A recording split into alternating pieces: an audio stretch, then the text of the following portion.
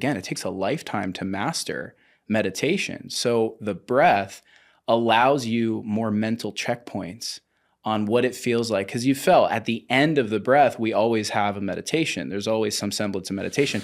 And I don't say you got to sit there and, do some mantra or say a specific prayer or focus on the breath. It's really open-ended because, again, when you're in that type of sensitivity, after cutting through whatever it is your monkey mind wants to go to, even your awareness of your sensations is just your sensations. When you get to a deeper state, each time you're programming your unconscious mind to go, this is meditation. An entrepreneur straight out of New York City, Michael Chernow. What's cracking?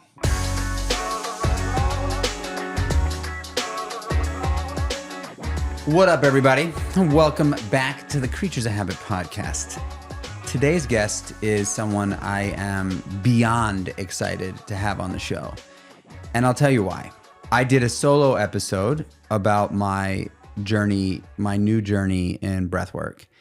And I'm in Los Angeles. As you can see, I'm not in the traditional Kreatures of Habit studio here. I'm in Los Angeles, in Santa Monica. My buddy Chase has an unbelievable setup for podcasting that you can rent out. And I took the opportunity while I'm in LA for a few days to rent out the studio and get some guests on the Kreatures of Habit podcast that I don't have easy access to in New York. Michael Gazzo is a healer. He is he's a coach. He's a healer. He's got a lot of things that he offers as in the realm of healing humans. But the thing that I connected with Michael on is breathwork, and it's been the most potent, impactful, deep work in regards to unearthing my truth. If you guys can sort of follow me there, I mean, it's just been a journey. It's been over the last 3 months. We've been diving into, and if you listen to that solo podcast, actually, as a matter of fact, what I would highly recommend doing is, before you listen to this podcast any further, if you have not listened to that solo podcast, it's about 20 minutes where I walk through the story of how Mike and I met and the things that have happened over the course of time that we've been working together. I highly recommend you listen to that and then come back and listen to this podcast. But it's unbelievable work, and it's been monumental for me. So I'm excited to get Mike out on the show to talk about it and to sort of break down. And it's going to be a little bit untraditional. I'm not going to ask him about his habits and his rituals and his routines. I really want to ask him about breath work and what is actually happening and how it is actually works and how come it's more impactful for some people than others. And, I want to understand it. So Mike, welcome to the show. Glad to be here, brother. Thank you, dude. Yeah. I just want to start off by saying thank you. Yeah. Well, it's a pleasure to hold space for you. As such an epic way of meeting, especially at a running festival of all places. I just remember, like, in the background, the hip hop playing, and then we're having some like really deep experience with some more spiritual healing music. And it's just been a pleasure to get to know you and hold space for you, brother. So, yeah. I want to start by just, sort of reconstructing the story for people a little bit. Sure. Down in Running Man in Georgia, middle of nowhere. I had just shown up. I was there for maybe an hour and a half. I just pitched a tent. Yep. Sean says, "Hey, there's breath work." Introduces me to you. I think I know what breath work is. Yeah. And you're like, well, you basically were just like, just follow my lead. Just follow my lead. Lie down on your back, relax, follow my lead. There were a bunch of other people there, and I just had, at that time, for me, a once in a lifetime experience. Yeah. It was true. And when I tell people the story, because I've now told a lot of people the story because of how much of an impact it's made on my life, in like very significant ways, not just, I had this experience, it's like the universe has created opportunity for me to deepen a relationship with my sons, and just, really, it's kind of weird how it's all happened. But we go into the breath. Well, why don't you say what happened? Yeah, sure. So just to kind of backtrack, Devin LeVay, I think his last name Levesque, is. yeah. Levesque, yeah, I always mess up his last name. But anyway, Devin and I have known each other for years. I used to be a DJ back in the day. We met in nightlife. He used to be in nightlife. And I don't know what year it was when I met Devin, but we've stayed in touch, right? We've both been on similar paths of transformation, maybe in slightly different ways, but we were connected over the last, I would say, 5 years or so, right? So he had invited me over to do some yoga and breath work, some installments through this running festival. So we were there and we had the first little pocket. I had no idea if anyone would show up. You know, it's a running festival, right? For the type of breath work that I hold, it really is about inner transformation. It's the inner journey. So to have all the epicness happening around, it was an interesting space for me to be in, right? To hold this container in the middle of this, you know, rather chaotic in a good way festival. There's cold plunges, there's people screaming, there's people dressed as gypsies, like it's crazy. So when we started the breathwork, because I think you came a little late, right? Yeah. Like a couple minutes. Right, a couple minutes. And you actually showed up on the side and you were just like kind of whispering and trying to talk me. Yeah. So I have a lot of people that come to me that have worked with Wim Hof, you know, have done amazing breathwork practices out there. And for me, that's where I started my journey, right? With Wim Hof, I got up to like 12 rounds. I was going nuts with it. And then when I found this breathwork practice, I fell in love with it. So when I have people come in, especially in groups, because my wife and I have been doing groups for years, I like to preface it, right? I don't like to give too much expectation because I don't want to say you're going to do this, you're going to feel this, because I want you to have your unique experience, and everyone has a unique experience. So you had walked in and you came with Sean, whom I've known him for years as well.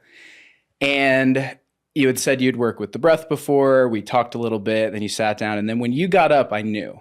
I could just feel it. And then I also saw it physically, like, okay, you were going through a period of time that was maybe confusing or overwhelming. So in holding space for the group, that first session like set the tone for the weekend. Like I had no idea that we would be going that deep, although I hold that intention. You know, every time I hold space, I also hold the intention that if nothing happens, great. I'm at a beautiful festival in the middle of nowhere, cold plunging, sauna, good food, good people.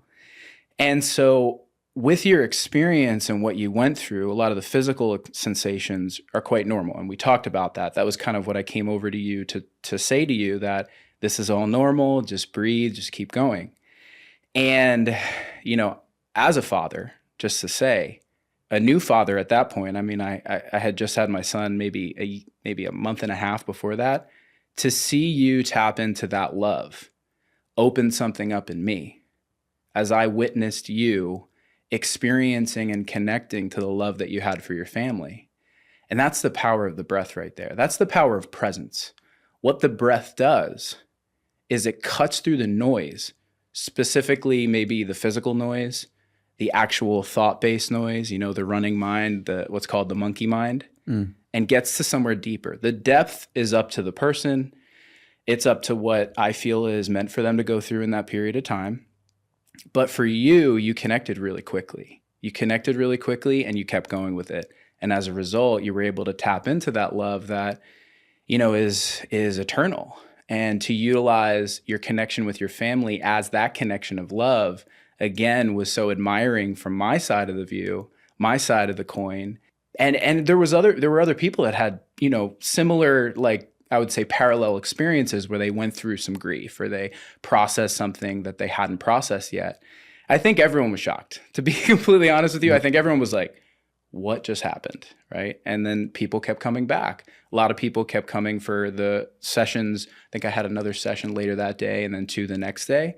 And so I personally love those experiences, right? Meaning I love witnessing people really tap into the power of the breath and what it can provide for you in a relatively short amount of time. I mean, we were only there for like 20, 30 minutes, right? And we've been working together, you know, after that, and to see all the first and foremost different experiences you've had, right? Each time a whole different world is opening up for you. So as a facilitator of the breath and just the facilitator of transformation, that's like part of what I love about what I do, is to see people tap into something that they either haven't tapped into or they want to amplify through the process and the alchemy of the breath. So from my vantage point, like, I was also shocked too, to be completely honest with you, not in how deep the breath is, but also just the circumstance, right? I had no idea who was going to show up, how deep they were going to go. I only had like a 40-minute slot to like talk about the breath, get everyone breathing, and get everyone out. And then people were going to run. It was just a really interesting scenario. The first, I would say, environment I've been in like that. And I'm just so pleased to see that transformation happen at a place where, you know, it's a group of people that are biohackers, that are diving in different ways, pushing their body, pushing their mind. So my little crew of people, we say, we're just injecting a little spirit into it. Just like a little bit of, not soul, but like energy, right? That is a different energy than the go energy, is more of that being energy. So it was amazing, man. It was absolutely amazing. And it's one of my favorite modalities and one of the most transformative for me over the years. So yeah, man. What is the breath work? Like the style, what is it called? So the breathwork practice, there's a couple different names. I've been calling it holotropic. Is that wrong? No, it's not. Okay. It's not wrong. There's three main names for this breathing practice. And I think that the difference is the focus, right? So holotropic, traditionally, I think his name is Stanislav Grof, and his wife created holotropic. Not created, but channeled it, because breathwork's been around for thousands of years, right? So many cultures have it. Hawaiian culture, Indian culture, like so many cultures have utilized the breath for transformation and connection. So holotropic is predominantly a longer period of time. There's usually 3/3 of the breath carried by music, and it's 3 hours. So it's a little bit of a different intention. It tends to be a bit more tribal in the beginning. And then the middle pulls on, like what I say, the heartstrings. And then the last hour, 45 minutes is reflection, right? Is the best way I would put it. But I'm not trained in holotropic specifically, because that's a different type of container, although it's the same breath. It's the inhale to the belly, inhale to the chest, and then out. Then there's shamanic breathing, which is the same. Inhale to the belly, inhale to the chest, and out. And that's more about all mouth breathing. That breath is geared toward, I would say, the traversing of the shamanic inner world, which what is a fancy way of saying it is a predominantly open inner experience, right? You can go anywhere with it. There isn't necessarily any like direction per se, other than seeing what's there, right? The practice that I was trained in by David Elliott is called rebirth breathwork. And again, same thing, belly, chest, and out. But the intention and the focus is around the heart. So it's all about opening the heart. So all of the focus that I put into, as far as either how I'm describing the breath, how I'm leading people, is leading them out of the minds and into the heart. And the heart can be really felt in the whole body, because your heart is connected to your nervous system. And I say heart, not only physical, I mean like the spiritual heart, right? So anything that's going to be geared toward opening the heart and feeling into or processing anything that may be blocking you from the heart is the direction of the rebirth breathwork practice. So yeah, I mean, it's really 3 different names for generally the same breathing practice, just the intention is different, right? Like the music choice too, I think. You know, for me, coming from a world of music, being a producer for so many years, being ingrained in the music industry, like I said, a former DJ, which I feel like everybody in LA is like a former DJ. So nothing new there. With that being said, I really focus a lot, not only on how I'm talking to people and guiding people through the breath, but also the song selection and I create a playlist and I feed into the energy of the group. Like if I notice that we're right there from like a transformation, like it's right there, then I'll choose maybe a song that pulls on some heartstrings, right? Pulls on grief or pulls on this. And it always ends in some semblance of gratitude, some full circledness. The thing that I think I'd love to just touch on is that breathwork in general, it's an active meditation. So what you're utilizing is any semblance of active breathing to get to a meditative state. So for most people, sitting down and focusing on the breath is hard, right? Just meditating, focusing on a mantra, calming the mind through your awareness. This is difficult. This is even though meditation is pretty simplistic, it's a hard practice to master. It takes a lifetime to master meditation. Breathwork to me is like the most efficient way to know what a meditative state even feels like, which is really a deeper, relaxed state where magic can come up, where beautiful things can come up in your awareness. So the breath is really just cutting through the noise of the mind, the noise of the body to get to a deeper state. So wow, that makes so much sense, Yeah. man. yeah, Wow, that makes so much sense. I have been meditating for years, 5 out of 7 days a week. yeah, And every time I'm like, God, it is so hard for me. yeah, It is so hard. And it's so interesting to just think about all you're doing is nothing, being. being. Yeah, it's hard for a lot of people. So hard to just be. Yeah. The breath work is very different, where for whatever reason, I am totally capable of focusing on the breath. Yeah. In the act of breath work. Yeah. And I have like a rhythm kind of now. So funny enough, I have a rhythm that I kind of, my body moves to the breath that we do together. Like I feel like I kind of feel like a little bit of a rhythm when I'm doing it. Yeah. That allows me to sort of fall into the groove of the actual practice. And so interestingly, the other day I was meditating and I was like, let me just like attempt to see if there's like a tiny bit of movement that I can, introduce to this style of practicing that could potentially allow me to stop, allow my mind to sort of chill for just a minute. Like sometimes I'm like, man, can you even count 7 breaths without totally fucking flying off into the abyss? Yeah, just being like, you're like, all right, man, I'm gonna sit here. I'm comfortable. I got this seat under me. I got the red light. I'm warm. All I have to do is just count these breaths and just not allow And also what I've found too is that like that. That is it though, right? Yeah. That is it.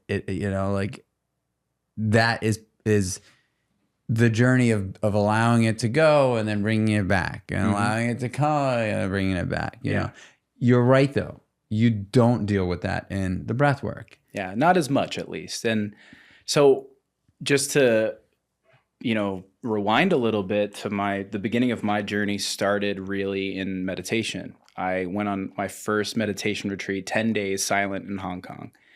And by the way, I had done Headspace for like 2 weeks. Like you're a very similar all-in type of person. When something hits you or you feel something gravitating you towards something, you go for it. So I was like, all right, I'm going to Hong Kong. This is what I'm doing. So what was super interesting, and I was just talking to a coaching client of mine about this, was in this practice, it's called Vipassana.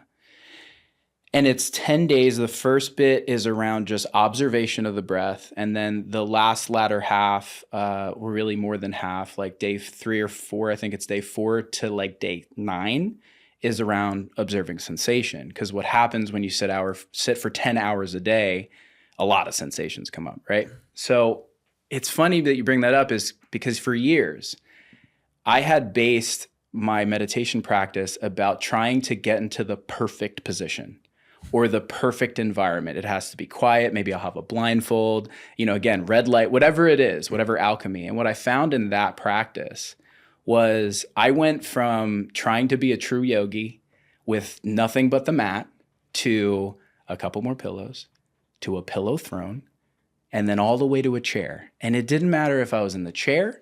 I could have been lying down and I was going to feel things because you start over the course of that many hours attuning to crazy sensations like you felt the first time you did breath work.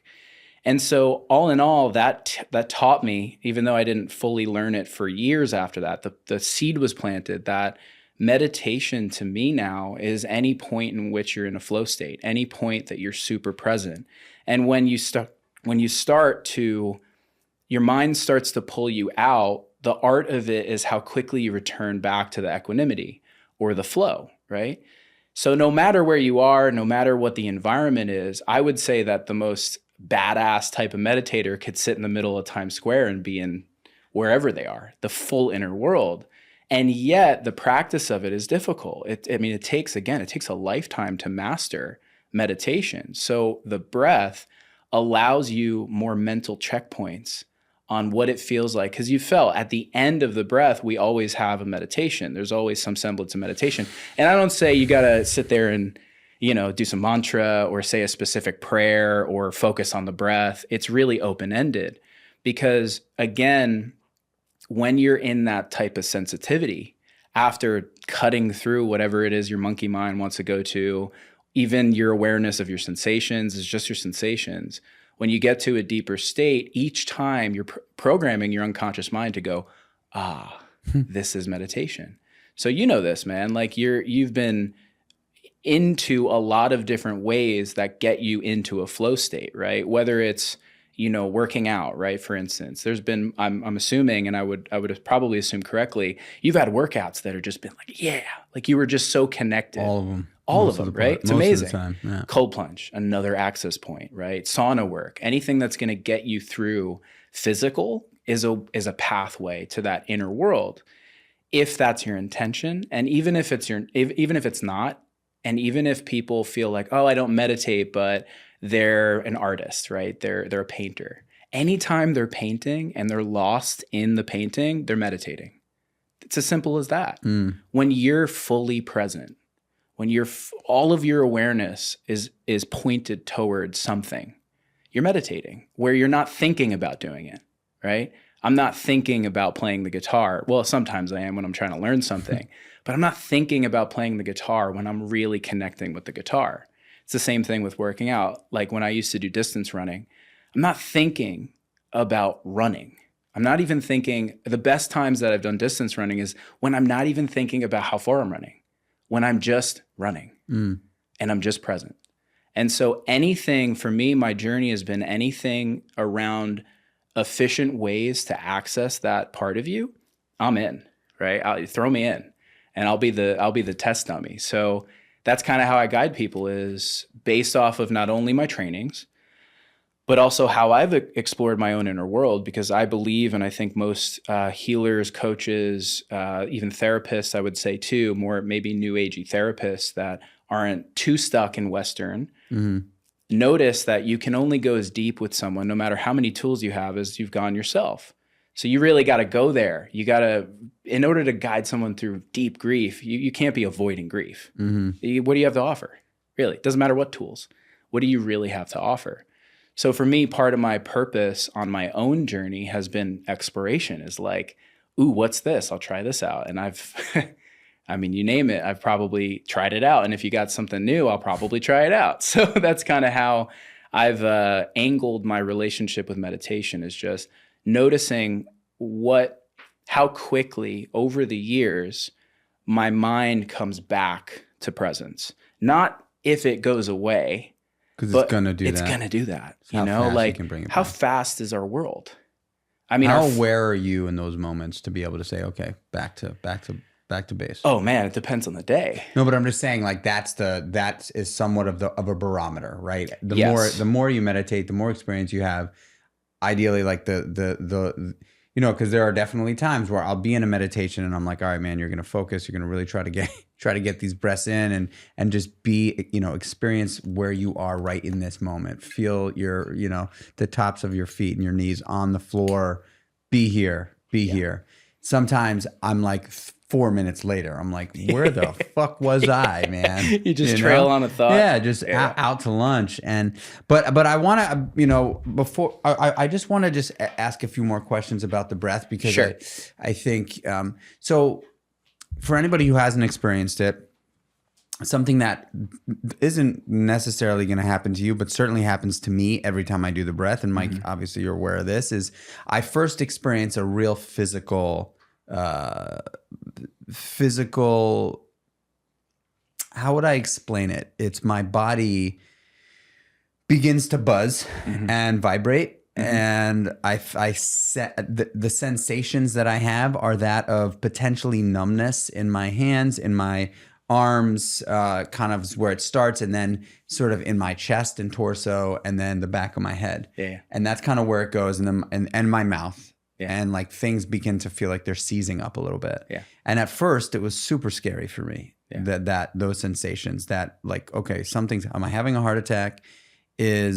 Are you know, like it's an experience that I hadn't had. Mm-hmm. And so it's I could see that being a very scary thing for most people that have experienced it for the first time. Yeah. So what is happening there? Oh man. Well, so if you want to break it down on like a physiological level, and if we're going like quantum with it, really, what are we? Are we actually physical bodies, or are we a collection of molecules, atoms that are all moving, right? If you were to take a microscope to your head, you'd probably see right through it, right? Now, that just shows you that we're energy. That's plain and simple. We're energy. And our energy, most of the time, is being put toward tasks, right? Our mind puts us towards some semblance of a to-do list in our mind, even if we don't write it down, and we activate in that way. We go out and we brush our teeth. We do these things. Over time, those habits are created. What I feel happens on my, the way that I kind of frame it to people is that what you're first experiencing is your body's full physical sensation, right? When all of your awareness is in all of your body, right? Meaning your cells themselves, right? So that's where you feel the tingling. And it's interesting, a lot of people go, I didn't feel anything, I just felt numb. Well, you felt numb, right? So there was some semblance of feeling in there, right? So in that, people do get caught in the physical sensation. It's quite normal, right? If you've never experienced your hands cramping up, it's pretty terrifying. You think you're having a stroke, right? When we used to have breathwork workshops, we've had so many different types of people come through. We've had 12-year-olds all the way up to 65-year-olds, right? And it's astonishing to see the difference between people's experiences. That's why I'm never shocked. One of the things that I could say just overarching is that a lot of people, their first time, their second time, even their 10th time, are experiencing a lot of just a physical experience, right? I always tell people, yes, that's happening, and there's something deeper. So if you just keep focusing on your breath versus the sensations, just in this context, there might be something that comes through for you.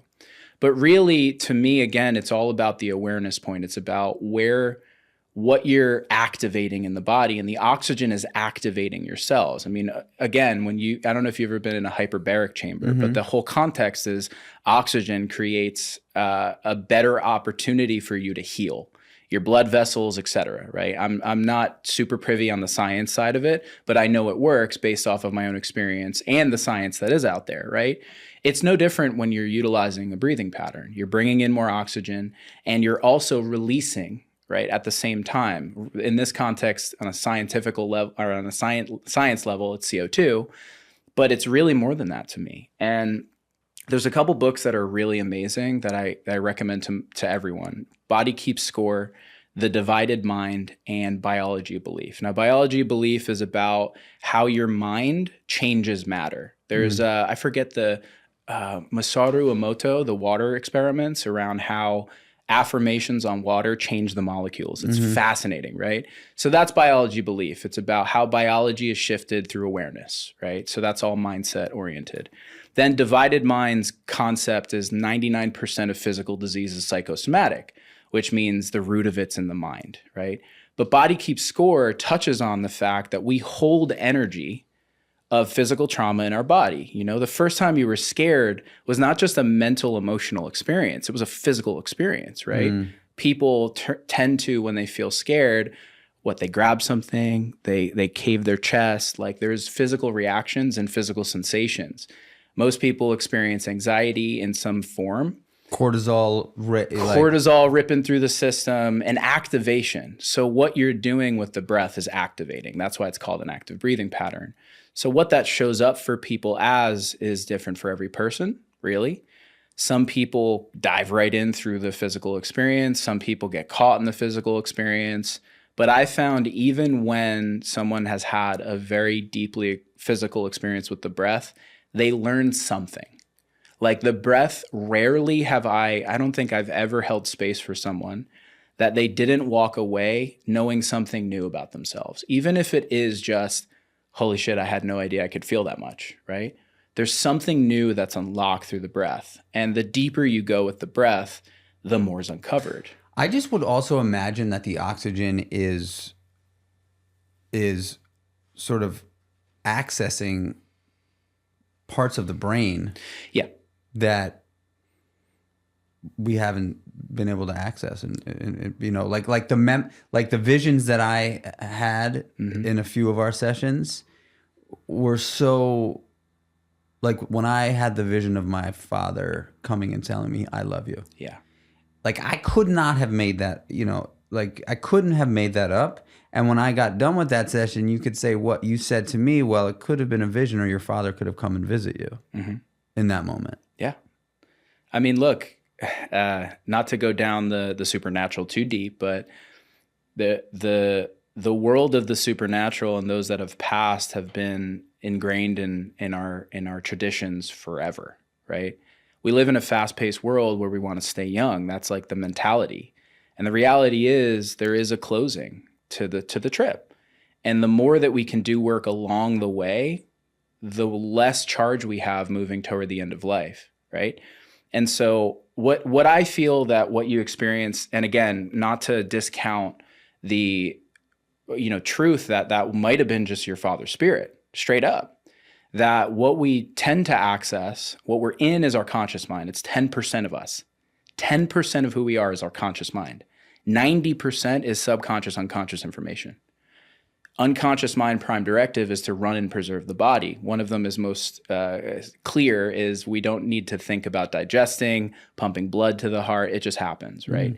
But also what's in there is all of our codes, all of our traumas, all of our experiences, good or bad, doesn't matter, just codes, right? So those things show up in our day-to-day life and our reactivity. When we tap into that, two things happen. One, we can rewrite code by processing things that we weren't able to process when we were kids. We just didn't have the tools. When you're ready, they'll come up in the breath or anything, right? Whether it's medicines, whether it's therapy, it'll come through. The other thing too is that when you're in the breath in that activated state, you're tapping into the unconscious mind, and the unconscious mind sends up projections. Projections can come in as visions. It can come in as feelings. It can come in as sensations, right? So I've noticed that no matter where I go in the breath, whether it's deeply internal of the now, of what I'm experiencing, maybe fear that I'm experiencing around some aspect of my life now or something I'm processing now, or it's from my childhood, or I'm in fucking Narnia. It doesn't matter. There's something I learned from it. It's not like you're just floating in the abyss of some beautiful place and you're like, wow, that was cool. Something changes in you, you know? So to me, what I feel is changing neurologically is the programming of your unconscious mind. Your neurons are shifting. Now, whether or not the oxygen is doing that, or it's your intention that's doing that, or it's your spirit is hard to say, right? It's hard to pinpoint that. But I can say that in my own experience and in holding space, that it tends to be some semblance of connection to what you experience, what you're experiencing, or what you want in your life, right?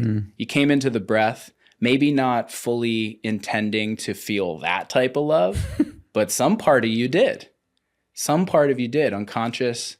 Somewhere in there was like, we got to maximize the love. We got to maximize the gratitude. And working with you as I have, you know, a lot of your focus has been around family, right? Your business too, of course, and the service aspect of what you do, but your family, the unit that you've created for yourself and how important that is for you.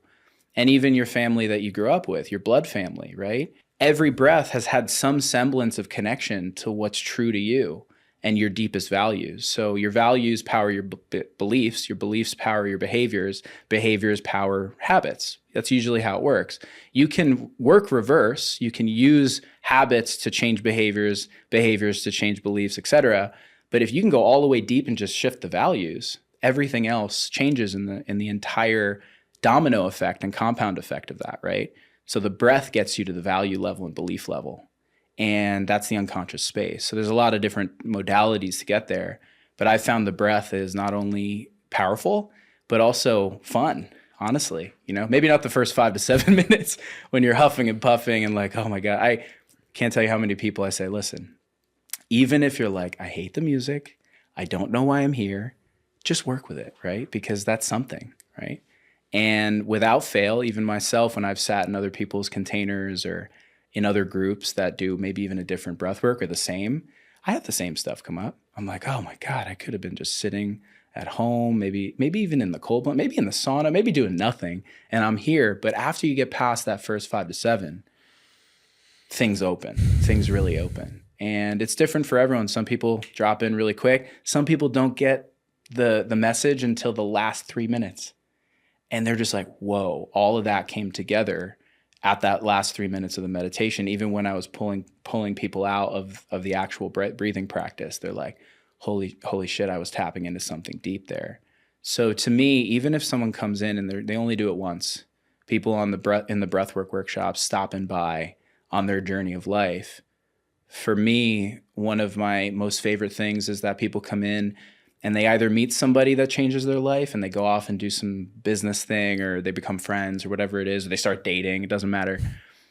Or what that stop was a part of what helped them move forward in their life and call in what they're actually looking for and in the form of feeling and doing and having.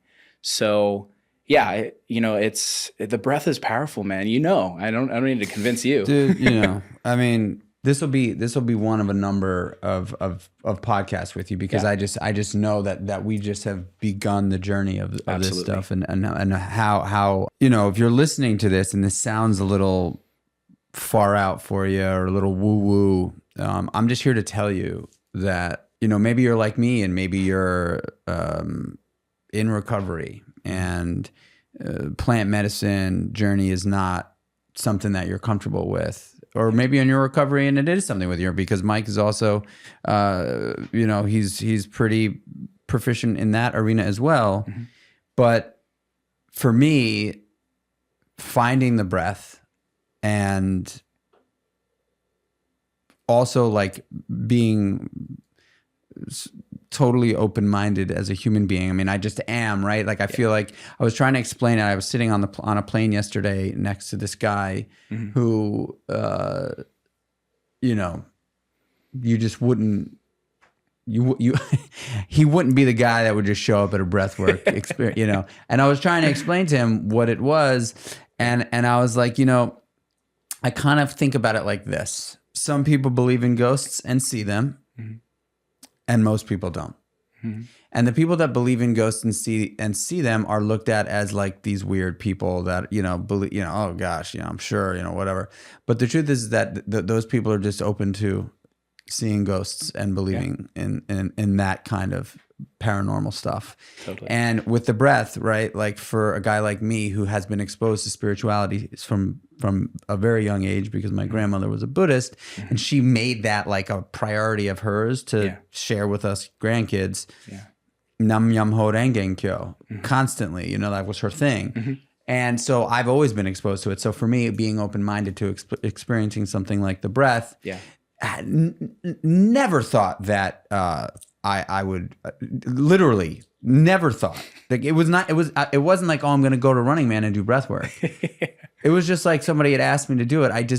I never thought that I would have an experience like I did. Yeah. And so all I wanted that was a long way of saying, like, I encourage you to connect with Mike Gazzo, because the light that has come into my life from working with you is beyond anything I can potentially explain in a way that someone who is not completely open to the work would understand. Yeah. It's so we've really sort of uncovered a lot of things in there. And I know that anybody can have an experience like similar to mine, especially if you have been exposed to therapy and you've done work on yourself. Maybe you've done 12 steps, maybe not, maybe you've been meditating forever. And, I just know that like, it's such a powerful practice. And, I don't know, I'm sure people can try to do it home alone with the breath. And I know that you're offering a really great a really great workshop for people that don't want to work on a one-on-one basis. They can have access to the stuff that you're doing. So how can the people listening find you? Yeah. So I have a website, michaelgazzo.com. All my offerings are on there. MICHAELGAZZO. Yep. .com. And my Instagram handle right now, because it's an old handle, I was a original blue checkmark guy, so it's been hard to change my handle, but it's Gazzo Music. It's changing to my name in the next coming weeks. But you can find any of my videos around fatherhood, around the spiritual journey that I've been on.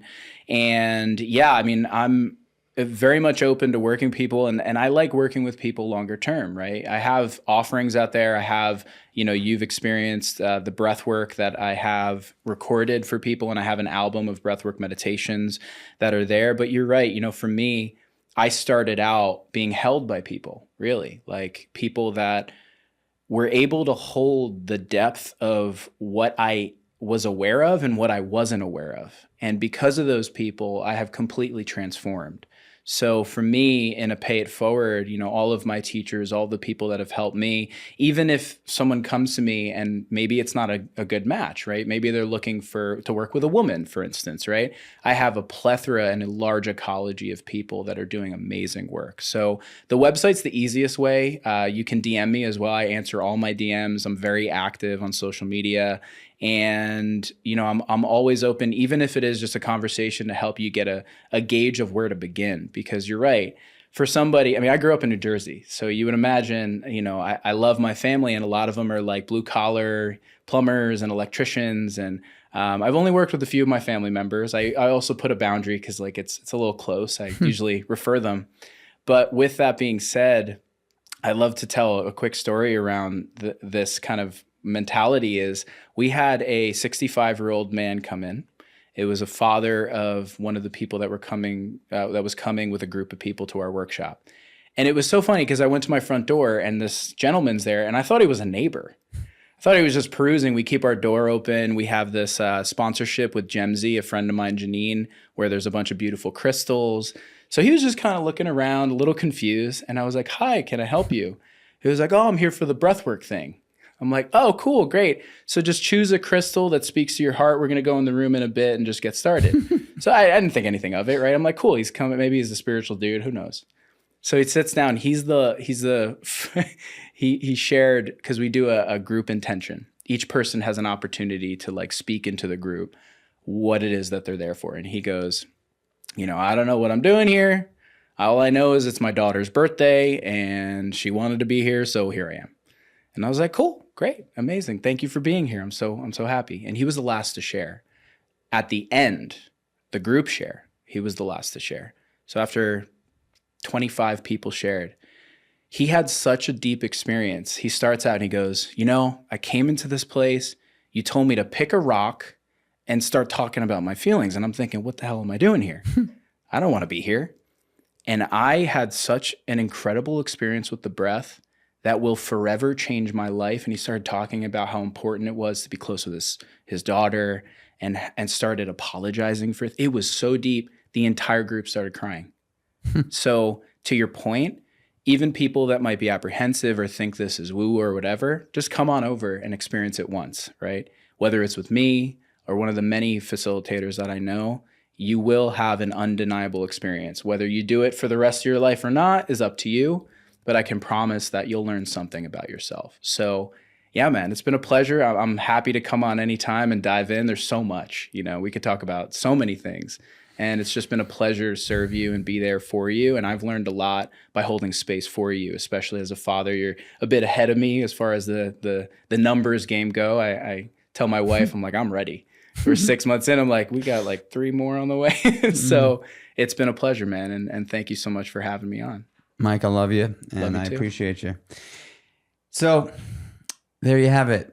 That is Mike Gazzo. He has made a deep impact in my life. I'm kind of like that 65-year-old guy that really does believe that I'm changed forever based on the work that we've been doing together. If you're thinking about it, go over to Mike's site. This isn't like a sales pitch. This is like me telling you something that has absolutely helped enhance my life mentally, physically, and spiritually as a whole. And I really want to share that with you. If you love this podcast, which I'm sure you do, you're listening. If you've listened this far, you're interested in what we do here. Share this with a friend and a family member, or a coworker, or anyone who you think might gain value from listening.